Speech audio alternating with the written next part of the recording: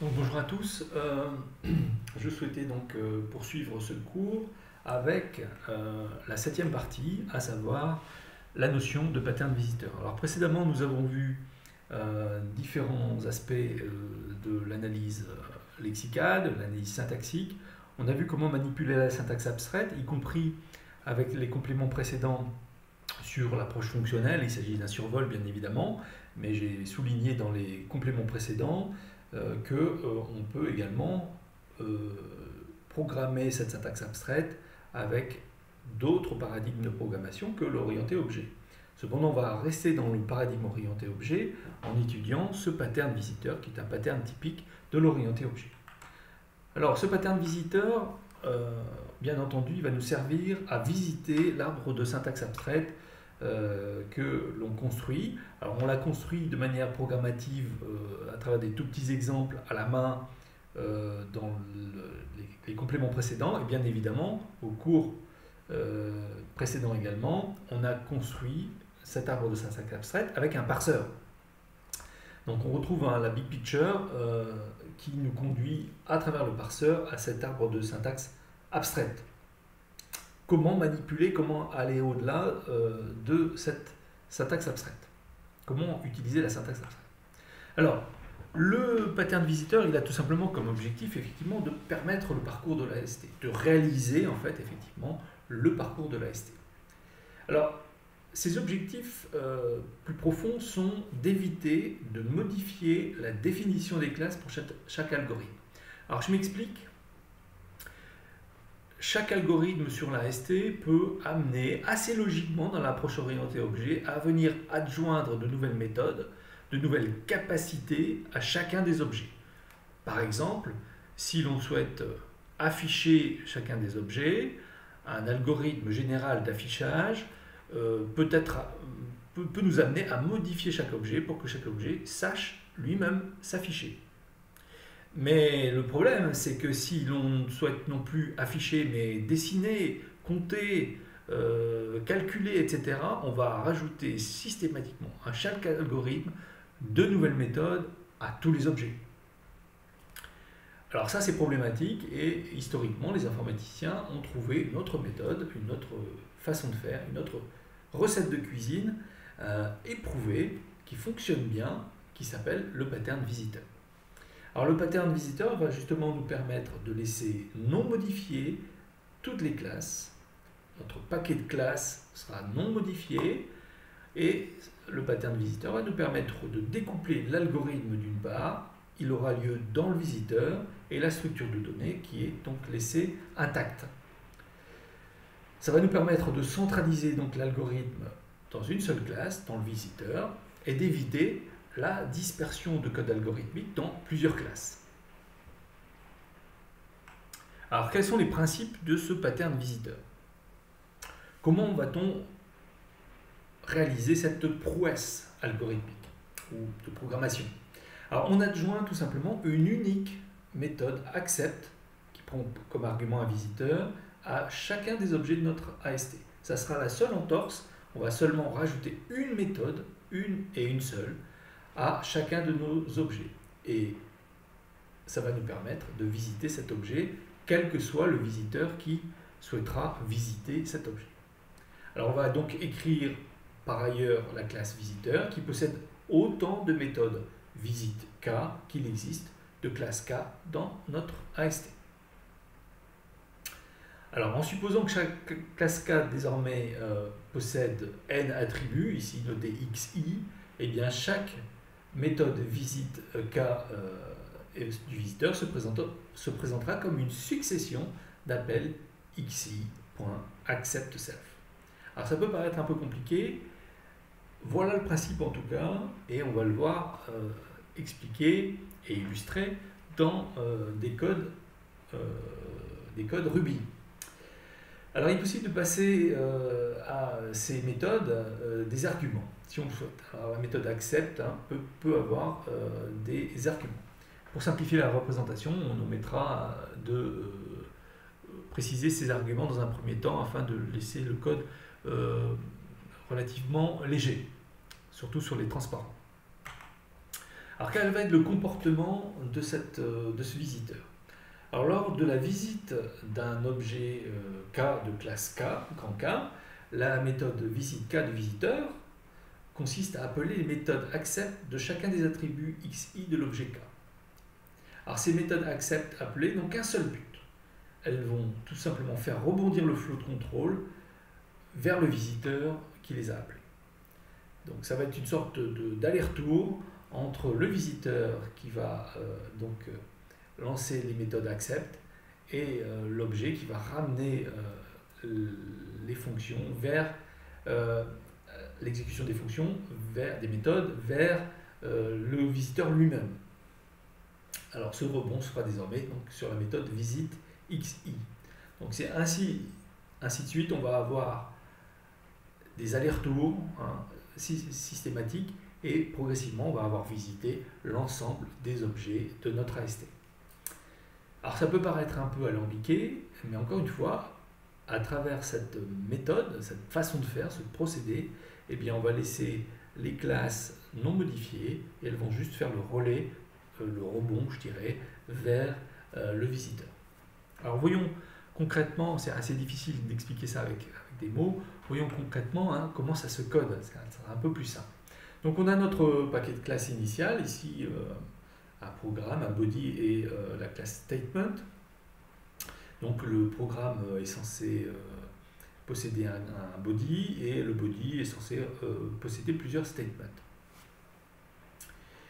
Alors le paquet de classe est laissé non modifié à l'exception de la méthode accept qui possède comme argument donc le visite.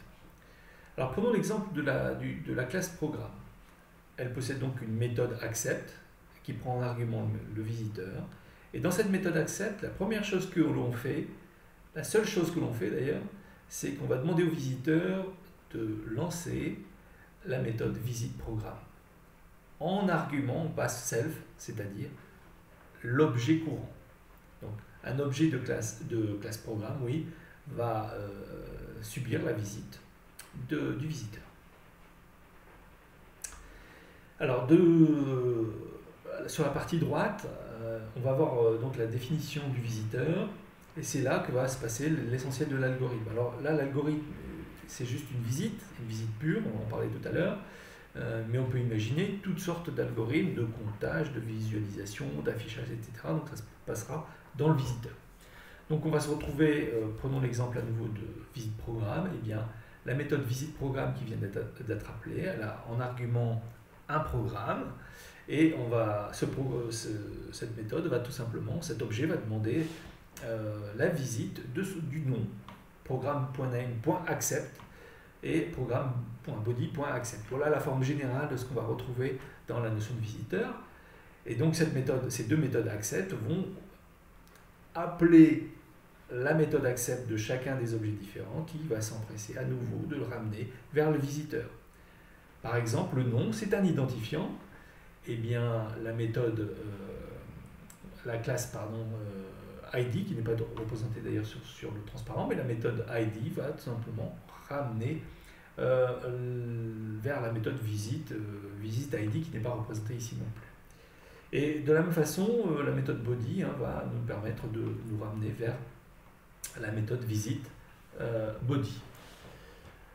Donc il faut prendre le temps d'appréhender ce fonctionnement assez complexe sur une structure hétérogène, mais cet algorithme ce pattern est assez élégant et va nous permettre de centraliser toute notre partie algorithmique sur le visiteur. Alors on peut faire quelques améliorations à l'aide d'un langage interprété dynamiquement comme Ruby ou Python. On va pouvoir notamment aller encore un cran plus loin, c'est-à-dire ne pas adjoindre de méthode accept à chacun des objets. Alors comment ça peut se faire? On va se baser tout simplement sur le fait que l'ensemble de nos classes héritent de la classe AST_Node. Donc dans cette classe AST_Node, tout simplement, on va définir, c'est le seul endroit où on va définir une méthode accept, et dynamiquement, on va récupérer le nom de la classe courante. Donc ça se fait ici à travers self.name, self-class.name, et on va essayer de récupérer donc le nom de la classe courante. Par exemple, programme. Un objet de classe programme, eh bien sa classe c'est programme avec une majuscule. Donc on va récupérer dans name programme avec une majuscule. Ça va nous permettre de définir automatiquement la bonne méthode du visiteur qui doit opérer sur programme. On va tout simplement lancer dans le visiteur, on va faire un appel de message, le lancement d'un message qui s'appelle visite programme dans notre cas, avec les bons arguments. Donc ça se fait par métaprogrammation et c'est assez pratique. Donc ça nous permet d'aller un cran plus loin que précédemment. Donc on aura simplement une seule classe qui possédera la méthode accept. Alors quelles sont les applications du pattern visiteur? Les applications sont nombreuses. Le visiteur simple, c'est celui qu'on évoque depuis le début. Il s'agit d'un visiteur qui ne fait rien, mais qui parcourt malgré tout l'ensemble des objets. Alors, à quoi ça sert? A priori, pas à grand-chose. Pourtant, pour le programmeur de compilateur, ça aura une certaine importance. Ça lui permettra notamment de s'assurer que eh bien, son AST est correctement constitué, qu'il visite correctement les choses. Donc, il est souvent pratique d'adjoindre à chacune des méthodes visite un affichage, notamment un affichage correctement indenté qui va nous permettre de voir qu'on descend progressivement dans les branches les plus basses de l'arbre. Donc ça nous permet, je résume, donc, de vérifier que notre AST est correctement constitué, qu'il se visite correctement et d'afficher, peut-être juste pour un peu de satisfaction, d'afficher la progression par l'indentation. Alors, c'est un petit peu dans l'ordre, dans la deuxième classe que le programmeur de compilateur, concepteur de compilateur écrit en général, c'est un pretty printer ou un printer. Alors le printer ou pretty printer va tout simplement avoir pour but de réafficher le code source à partir de l'AST, du cœur syntaxique à partir donc de cet AST. Donc réémettre un code source.